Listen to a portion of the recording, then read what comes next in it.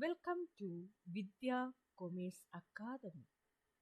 5 മാർക്കിന്റെ അടുത്ത ക്വസ്റ്റ്യൻ ആണ് ഗ്യാരണ്ടി ഓഫ് പ്രോഫിറ്റ്. അപ്പൊ പ്രോഫിറ്റ് ആൻഡ് ലോസ് അപ്രോപ്രിയേഷൻ അക്കൗണ്ടിൽ നിന്ന് തന്നെയുള്ള ഒരു ക്വസ്റ്റ്യൻ ആണ്.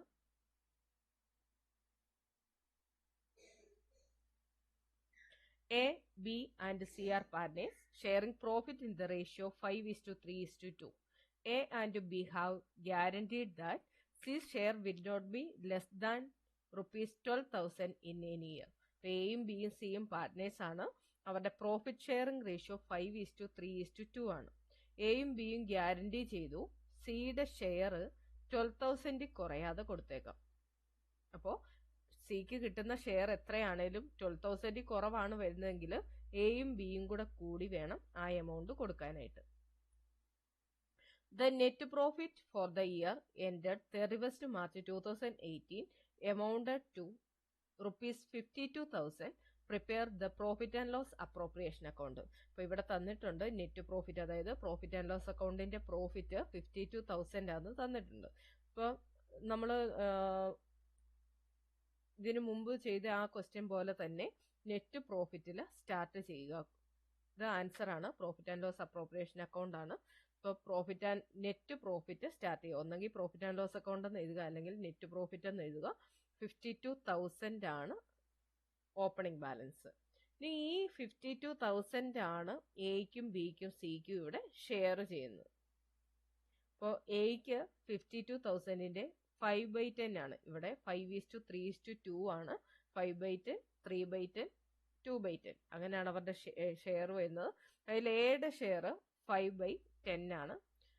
ഇനി എയുടെ ഷെയർ എഴുതിയതിന് ശേഷം, ഇത് ഇത്രയും എഴുതിയതിന് ശേഷം നിങ്ങൾ ഒരു ഇച്ചിരി ഗ്യാപ്പ് ഇടുക, ഒരു ലൈൻ എഴുതാനുള്ള ഗ്യാപ്പ് ഇടുക. അതിനുശേഷം ബിയുടെ ഷെയർ എഴുതുക. ബിയുടെ ഷെയർ 52,000ന്റെ 3/10 കാണുക. ഇനി ഒരു ലൈൻ എഴുതാനുള്ള സ്ഥലം വിട്ടിട്ട് സിയുടെ ഷെയർ എഴുതുക. 52,000ന്റെ 2/10. ഓക്കെ, അപ്പൊ ഇത്രയും എഴുതി കഴിഞ്ഞപ്പോ ഇവിടെ സിക്ക് കിട്ടേണ്ട ഷെയർ 12,000 ആയിരുന്നു ക്വസ്റ്റ്യനിൽ. പക്ഷേ സിക്ക് കിട്ടുന്നത് എത്രയാണ്? 10,400 കിട്ടത്തുള്ളൂ. ബാലൻസ് 1,600 കൂടെ ആർക്ക് കിട്ടണം? സിക്ക് കിട്ടണം. ആ സിക്ക് ആ എമൗണ്ട് ഇനി ആരുടെ കയ്യിൽ നിന്നാണ് ഈടാക്കാൻ പറ്റുന്നത്? എയും ബിയും കൂടിയാണ് ആ എമൗണ്ട് കൊടുക്കേണ്ടത്. അതാണ് നെക്സ്റ്റ് കാൽക്കുലേഷൻ വരുന്നത്. അപ്പോൾ ഈ 1,600 എന്നുള്ളത് ഇവിടെ ലെസ് ഷെയർ ഓഫ് ഡെഫിഷ്യൻസി എന്ന് എഴുതുക. ഇവിടെ എയുടെ ഷെയറിന് താഴെ ലെസ് ഷെയർ ഓഫ് ഡെഫിഷ്യൻസി എന്ന് എഴുതുക. അവിടെ വരുന്ന കാൽക്കുലേഷൻ 1,600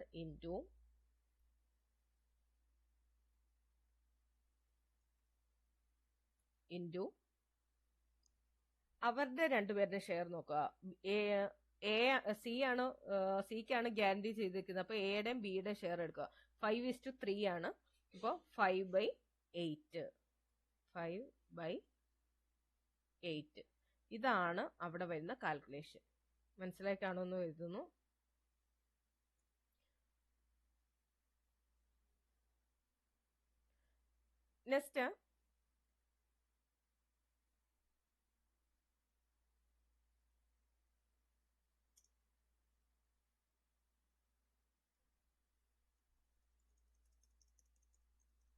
നെക്സ്റ്റ് ഇതുപോലെ തന്നെയാണ് ബിയുടെ കയ്യിൽ നിന്ന് സിക്ക് കൊടുക്കുന്നത്. Less share of deficiency. ഇവിടെയും വരുന്ന കാൽക്കുലേഷൻ ഇത് തന്നെയാണ് കാൽക്കുലേഷൻ വരുന്നത്. ഇവിടെ 5/8 എന്നുള്ളത് 3/8 എന്നാകുന്നേ ഉള്ളൂ. അപ്പൊ 3/8 ആണ് ആര് കൊടുക്കുന്നത്? ബി കൊടുക്കുന്നത്. അപ്പോൾ ഈ ഷെയറുകളാണ് സിക്ക്, ഈ 1,000ഉം അതുപോലെ ഈ 600ഉം ആണ് ഇനി സിക്ക് കിട്ടുന്നത്. അപ്പോൾ എയുടെ ഷെയർ കാണാനായിട്ട് ഈ 26,000ൽ നിന്ന് 1,000 കുറച്ച് കഴിയുമ്പോൾ 25,000 ആണ് എക്ക് കിട്ടുന്നത്. ബിയുടേത് 15,600 ആയിരുന്നു. അതിൽ നിന്ന് 600 സിക്ക് കൊടുക്കും. ബാലൻസ് 15,000 ആണ് ഉള്ളത്. ഇനി സിക്ക് കിട്ടുന്നത് 10,400 എന്നുള്ള ഷെയർ കിട്ടുന്നുണ്ട്. അതിനു പുറമെ എ കൊടുക്കുന്നത് ആഡ് ഡെഫിഷ്യൻസി ഫ്രം എന്ന് എഴുതുക. എന്നിട്ട് എ കൊടുക്കുന്നത് 1000. ഈ 1000 ആണത്. ഇവിടെ നമ്മൾ കണ്ടുപിടിച്ച് 1000 ആണ് ഇവിടെ എഴുതിയിരിക്കുന്നത്. 5 മാർക്കിന്റെ അടുത്ത ക്വസ്റ്റ്യൻ ആണ്. ഗ്യാരണ്ടി ഓഫ് പ്രോഫിറ്റിൽ നിന്ന് വരാവുന്ന അടുത്ത ഒരു മോഡലാണ്. നമ്മൾ ആദ്യം ചെയ്തതിനകത്ത് പ്രോഫിറ്റ് മാത്രമേ തന്നിട്ടുള്ളായിരുന്നു. അപ്പോൾ അത് ഡിസ്ട്രിബ്യൂട്ട് ചെയ്താൽ മതിയായിരുന്നു. ഈ ക്വസ്റ്റ്യനകത്ത് ഷെയർ ഓഫ് പ്രോഫിറ്റ് തന്നിട്ടുണ്ട്, 18,000 ആണ്. അതുപോലെ അവരുടെ ക്യാപിറ്റൽ തന്നിട്ടുണ്ട്. ക്യാപിറ്റൽ 10,000, 5,000, 2,000. അപ്പോൾ ഇവിടെ നെറ്റ് പ്രോഫിറ്റ് മാത്രമല്ല ക്യാപിറ്റൽ തന്നിട്ടുണ്ട്. അപ്പോൾ അതിന്റെ ഇൻട്രസ്റ്റ് കൂടെ കാണേണ്ടി വരും. ക്വസ്റ്റ്യൻ ഒന്ന് നോക്കാം. A, B and C were partners with capital of 10,000, 5,000 and 2,000 respectively. The profit and loss are shared as 3:2:1. എയും ബിയും സിയും പാർട്ട്നേഴ്സ് ആണ്. അവരുടെ ക്യാപിറ്റൽ 10,000, 5,000, 2,000 ആണ്. പ്രോഫിറ്റും ലോസും ഷെയർ ചെയ്യുന്ന റേഷ്യോ 3:2:1 ആണ്. A and B have guaranteed that C's share will not be less than 6,000 in any year. ഒരു വർഷവും 6,000 കുറയാതെ പ്രോഫിറ്റിന്റെ ഷെയർ കൊടുത്തോളാം എന്നാണ് ഗ്യാരണ്ടി ചെയ്തിരിക്കുന്നത്. The net profit for the year before providing interest on capital rupees at 8%. അപ്പോൾ interest on capital 8% കൊടുക്കാമെന്നാണ് പറഞ്ഞേക്കുന്നത്. Was rupees 18,000. അപ്പോൾ interest on capital 8% കൊടുക്കാം. അതിനു മുമ്പ് ഉള്ള പ്രോഫിറ്റ്, അതായത് ഇൻട്രസ്റ്റ് ഓൺ ക്യാപിറ്റൽ കൊടുക്കുന്നതിന് മുമ്പുള്ള പ്രോഫിറ്റ് 18,000 ആണ്. അതെന്ത് പ്രോഫിറ്റ് ആയിരിക്കും? പ്രോഫിറ്റ് ആൻഡ് ലോസ് അക്കൗണ്ടിന്റെ പ്രോഫിറ്റ് ആണ് നമുക്ക് ഇവിടെ തന്നിരിക്കുന്നത്. അപ്പോൾ പ്രോഫിറ്റ് ആൻഡ് ലോസ് അപ്രോപ്രിയേഷൻ നമ്മൾ ചെയ്യുമ്പോൾ അതിന്റെ ഓപ്പണിംഗ് ബാലൻസ് ആയിട്ട് കാണിക്കേണ്ട നെറ്റ് പ്രോഫിറ്റ് ആണ് 18,000. Ascertain the amount of deficiency to be borne by A and B. അപ്പം എയും ബിയും ആണ് ഡെഫിഷ്യൻസി എമൗണ്ട് കൊടുക്കാമെന്ന് എത്തിയിരിക്കുന്നത്. ഇതാണ് ക്വസ്റ്റ്യൻ വർക്കൗട്ട് ചെയ്തിരിക്കുന്നത്. നെറ്റ് പ്രോഫിറ്റ് 18,000 തന്നിട്ടുണ്ടായിരുന്നു. ഇൻട്രസ്റ്റ് ഓൺ ക്യാപിറ്റൽ നമ്മൾ 3 പേരുടെയും ക്യാപിറ്റലിന്റെ 8% വെച്ച് ഇൻട്രസ്റ്റ് കണ്ടു. ഇവിടെ ക്വസ്റ്റ്യനിൽ പറഞ്ഞിട്ടുണ്ടായിരുന്നു ക്യാപിറ്റൽ തന്നിട്ടുണ്ട്, ക്യാപിറ്റൽ 3 പേരുടെയും, പിന്നെ 8% ഇൻട്രസ്റ്റ് എന്നും തന്നിട്ടുണ്ട്. അപ്പോൾ ഇൻട്രസ്റ്റ് കണ്ടതിന് ശേഷം ഉള്ള എമൗണ്ട്, ആ ബാലൻസ് എമൗണ്ട് 16,640 ആണ്. അത് 3:2:1 എന്ന് പറയുന്ന റേഷ്യോയിൽ നമ്മൾ കുറച്ച് മുമ്പേ ചെയ്തതുപോലെ തന്നെ ചെയ്യുക. ഇനി വർക്കിംഗ് നോട്ട് ചെയ്യുന്നവർ അങ്ങനെ ചെയ്യുക. അല്ലാത്തവർ ക്യാപിറ്റൽ അക്കൗണ്ട് എയുടേത് നമ്മളിവിടെ കണ്ടുപിടിച്ചു.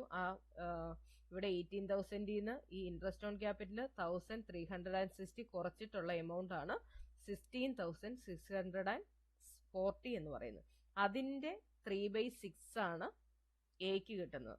അതുപോലെ നമ്മൾ ഒരു ലൈൻ എഴുതാനുള്ള ഇട വിട്ടിട്ട് അടുത്തത് ബിയുടേത് കണ്ടുപിടിക്കുക. ബിയുടേത് 5,547 ആണ്.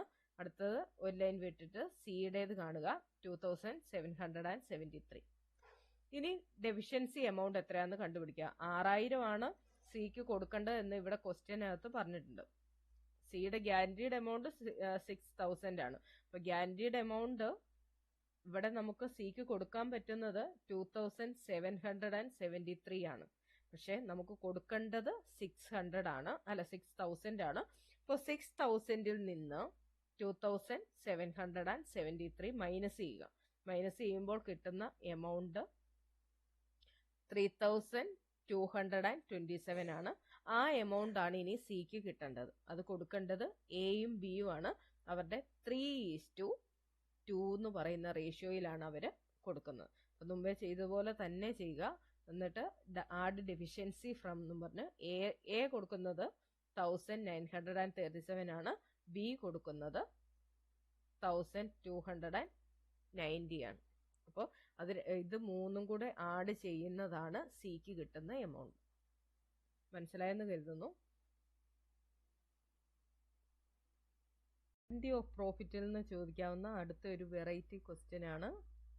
ഇത് 5 മാർക്കിന് വരാൻ സാധ്യതയുള്ള ഒരു ക്വസ്റ്റ്യൻ ആണ്. ഇവിടെ A, B and C were partners in a firm having capitals of 80,000, 80,000 and 40,000 respectively. Their current account balance were A rupees 10,000, B rupees 5,000 and C rupees 2,000. According to the partnership deed, the partners were entitled to interest on capital at 5% per annum. C, being the working partner, was also entitled to a salary of rupees 6,000 per annum. അപ്പോൾ ഇവിടെ പറഞ്ഞിരിക്കുന്നത് എയും ബിയും സിയും partners ആണ്. അവരുടെ capital അക്കൗണ്ടിന്റെ ബാലൻസും തന്നിട്ടുണ്ട്, കറന്റ് അക്കൗണ്ടിന്റെ ബാലൻസും തന്നിട്ടുണ്ട്. പക്ഷെ ഓർക്കുക, ഈ കറന്റ് അക്കൗണ്ടിന്റെ ബാലൻസ് നമുക്ക് യൂസ് ചെയ്യേണ്ട കാര്യമില്ല.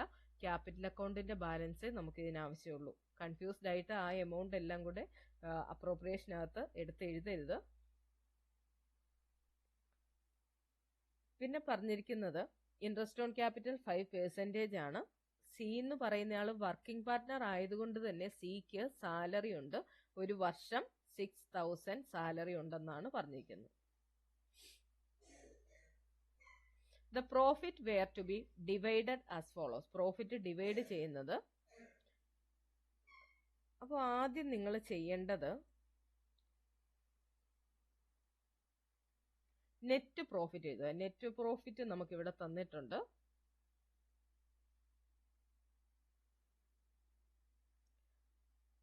$1,56,000 ആണ് നെറ്റ് പ്രോഫിറ്റ് തന്നിരിക്കുന്നത്. അപ്പൊ ആ നെറ്റ് പ്രോഫിറ്റ് നിങ്ങൾ ആദ്യം എടുത്ത് എഴുതുക. ഇനി ഈ സൈഡിൽ വരുന്ന വേറെ ഐറ്റം ഏതായിരുന്നു? ഇൻട്രസ്റ്റ് ഓൺ ഡ്രോവിങ്സ് വരായിരുന്നു. പക്ഷെ നമുക്ക് ക്വസ്റ്റിനകത്ത് ഇൻട്രസ്റ്റ് ഓൺ ഡ്രോവിങ്സ് തന്നിട്ടില്ല. പിന്നുള്ളത് ഇൻട്രസ്റ്റ് ഓൺ ക്യാപിറ്റൽ തന്നിട്ടുണ്ട്, സാലറി തന്നിട്ടുണ്ട്. അപ്പൊ അത് രണ്ടും എഴുതുക. ഇൻട്രസ്റ്റ് ഓൺ ക്യാപിറ്റൽ എന്ന് കൊടുക്കുക. ഇനി എയുടെയും ബിയുടെയും സിയുടേതും എത്ര പെർസെൻറ്റേജ് എന്നാണ് ക്വസ്റ്റിനകത്ത്? 5% എന്നാണ് കിടക്കുന്നത്. അവരുടെ ക്യാപിറ്റല് ഇതാണ്. ക്യാപിറ്റൽ കറന്റ് അക്കൗണ്ടിന്റെ ബാലൻസ് എടുക്കരുത്, ക്യാപിറ്റൽ അക്കൗണ്ടിന്റെ ബാലൻസ് ആണ് ക്യാപിറ്റൽ. ഓക്കെ, അപ്പൊ ഈ 80,000, 40,000 എന്നുള്ള എമൗണ്ടിന്റെ വേണം ഇൻട്രസ്റ്റ് കാണാനായിട്ട്. 5% കാണുമ്പോൾ അതിന്റെ ടോട്ടൽ വേണം നമ്മൾ ഔട്ടർ കോളത്തിൽ എഴുതാൻ. ഈ സാലറി ടു പാർട്ട്നേഴ്സ് പറഞ്ഞിട്ടുണ്ട്. സിക്കാണ് സാലറി ഉള്ളത് 6,000 എന്ന് പറഞ്ഞിട്ടുണ്ട്. അപ്പോൾ ഈ 1,56,000 നിന്ന് 16,000 കുറയ്ക്കുമ്പോൾ കിട്ടുന്ന എമൗണ്ട്, ആ എമൗണ്ട് ആണ് 1,40,000 എന്ന് പറയുന്നത്. ഓക്കെ, ആ 1,40,000 ഡിസ്ട്രിബ്യൂട്ട് ചെയ്തേക്കുന്നതാണ് ഈ കാണിച്ചിരിക്കുന്നത്. ഓക്കെ, ക്വസ്റ്റ്യൻ നോക്കുക. ക്വസ്റ്റ്യനിൽ ഫസ്റ്റ് കണ്ടീഷൻ പറഞ്ഞേക്കുന്നത് the first ₹20,000 in proportion to their capital. അപ്പൊ ഇവിടെ കിട്ടിയ ഈ 1,40,000ന്റെ 20,000 അവരുടെ ക്യാപിറ്റലിനനുസരിച്ച് ഡിസ്ട്രിബ്യൂട്ട് ചെയ്യാനാണ് പറഞ്ഞിരിക്കുന്നത്. അവരുടെ ക്യാപിറ്റൽ എത്രയാ? 80,000, 40,000 അല്ലേ? അപ്പോൾ 884 എടുക്കുവാണെങ്കിൽ നമ്മുടെ റേഷ്യോ എത്ര ആയിട്ട് വരും? 2:2:1 എന്നുള്ള റേഷ്യോ വരും. ഓക്കെ, അപ്പൊ ആ റേഷ്യോയിലാണ് നമ്മൾ ഇവിടെ ഇത് ഡിസ്ട്രിബ്യൂട്ട് ചെയ്തിരിക്കുന്നത്. ഇനി സെക്കൻഡ് സിറ്റുവേഷൻ പറഞ്ഞിരിക്കുന്നത് എന്താണ്? 30,000 ഇൻ ദ റേഷ്യോ 5:3:2. അപ്പൊ 30,000 എന്നുള്ളത് 5:3:2 എന്ന് പറയുന്ന റേഷ്യോയിൽ ഡിസ്ട്രിബ്യൂട്ട് ചെയ്യാനാണ് പറഞ്ഞിരിക്കുന്നത്. ആ റേഷ്യോയിൽ ഡിസ്ട്രിബ്യൂട്ട് ചെയ്തിട്ടുണ്ട്. Balance amount remaining profits to be shared equally. Balance ഉള്ള എമൗണ്ട് ഇവർക്ക് ഈക്വൽ ആയിട്ട് ഡിസ്ട്രിബ്യൂട്ട് ചെയ്യാം. അപ്പൊ 90,000 ആയിരുന്നു ബാക്കിയുള്ളത്. അത് അവര് 3 ഡിവൈഡ് ചെയ്തെടുത്തു. ഓക്കെ, അപ്പൊ ഇത്രയും ചെയ്ത് കഴിഞ്ഞാൽ 5 മാർക്ക് കിട്ടും. വേറെ ഒന്നും ചെയ്യാനില്ല. നെറ്റ് പ്രോഫിറ്റ് എഴുതുക. പിന്നെ എന്തൊക്കെ ആണോ അവരുടെ നെറ്റ് പ്രോഫിറ്റിൽ നിന്ന് കുറയ്ക്കുന്ന items, interest on capital, salary, ഇനി കമ്മീഷൻ ഉണ്ടെങ്കിൽ അത്, അതിന് ശേഷമുള്ള എമൗണ്ട് ഇങ്ങനെ ഡിവൈഡ് ചെയ്യാൻ പറഞ്ഞാൽ ഇങ്ങനെ ഡിവൈഡ് ചെയ്യുക. ഗ്യാരണ്ടി ഓഫ് പ്രോഫിറ്റിനകത്ത് നിന്നാണ് വരുന്നതെങ്കിൽ അങ്ങനെ ചെയ്യുക. ഇതിനകത്ത് ഗ്യാരണ്ടി ചെയ്യുന്നില്ല.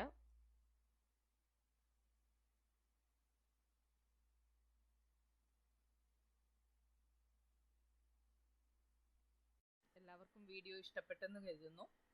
മറ്റുള്ളവരിലേക്ക് കൂടി ഒന്ന് ഷെയർ ചെയ്ത് കൊടുക്കുക. വീഡിയോ സബ്സ്ക്രൈബ് ചെയ്യാതെ കാണുന്നവർ ഇപ്പോൾ തന്നെ ഒന്ന് സബ്സ്ക്രൈബ് ചെയ്ത് വെച്ചോളുക. എങ്കിലേ നിങ്ങൾക്ക് തുടർന്നും ഇടുന്ന വീഡിയോസ് ലഭ്യമാകത്തുള്ളൂ. Thank you.